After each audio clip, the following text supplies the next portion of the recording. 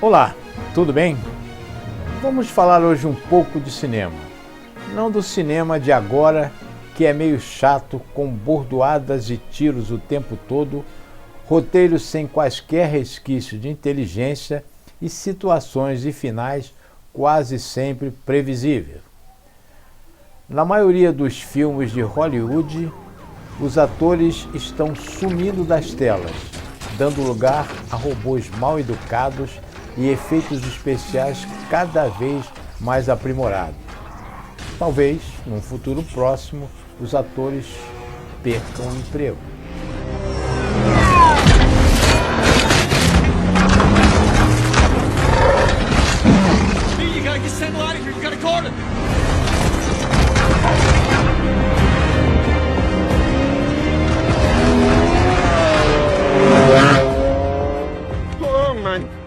I'm fired.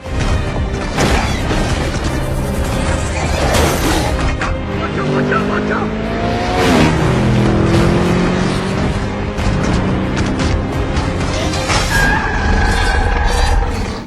Pois é, melhor falar dos anos dourados do cinema americano.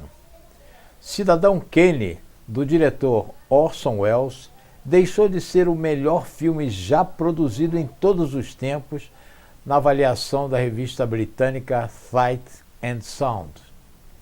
O filme esteve no topo da lista durante os últimos 50 anos, mas foi destronado recentemente pelo longa Um Corpo que Cai, do britânico mestre do suspense Alfred Hitchcock.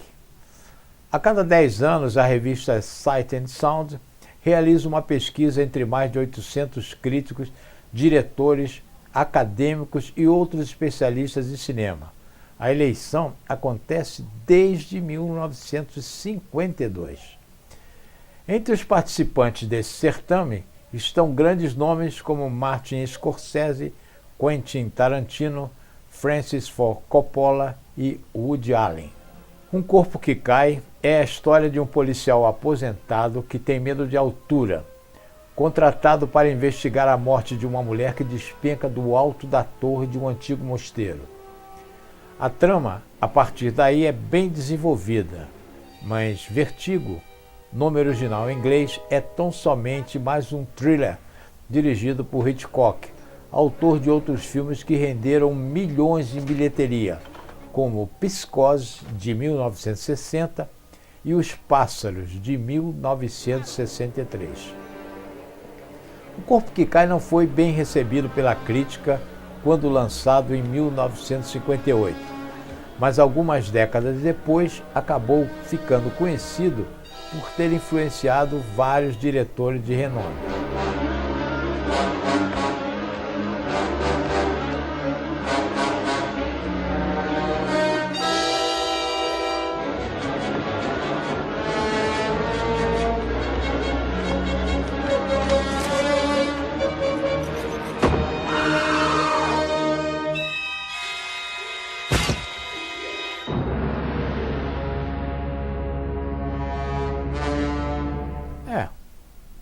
Pode ser. Já Cidadão Kane é um filme brilhante, que além de revolucionar a linguagem cinematográfica, trata de um tema atualíssimo: o poder exercido pelos meios de comunicação sobre nossos corações e mentes. Kane é a trajetória de um barão da mídia que utiliza seu jornal para enfiar goela abaixo do respeitável público uma cantora lírica sem o menor talento e de voz michuruca. A mulher se transforma na diva da ópera dos anos 40 nos Estados Unidos. O próprio Welles, dirigindo seu primeiro longa-metragem, faz o papel de Kane. The downright villainy of boss Jim W. Getty's political machine, now in complete control of the government of the state. I made no campaign promises, because until a few weeks ago, I had no hope of being elected. Now, however, I have something more than a hope. Jim Geddes has something less than a chance. O cineasta é lendário. Antes do cinema, pôs em polvorosa a população dos Estados Unidos com a narrativa pelo rádio, em tom jornalístico, de A Guerra dos Mundos, livro que conta a invasão do planeta por alienígenas. O pânico gerado provocou correria, algumas mortes e até que fosse explicado que tudo não passava de uma história de ficção, muita gente se armou para combater marcianos verdinhos como alface ou coisa mais ou menos parecida.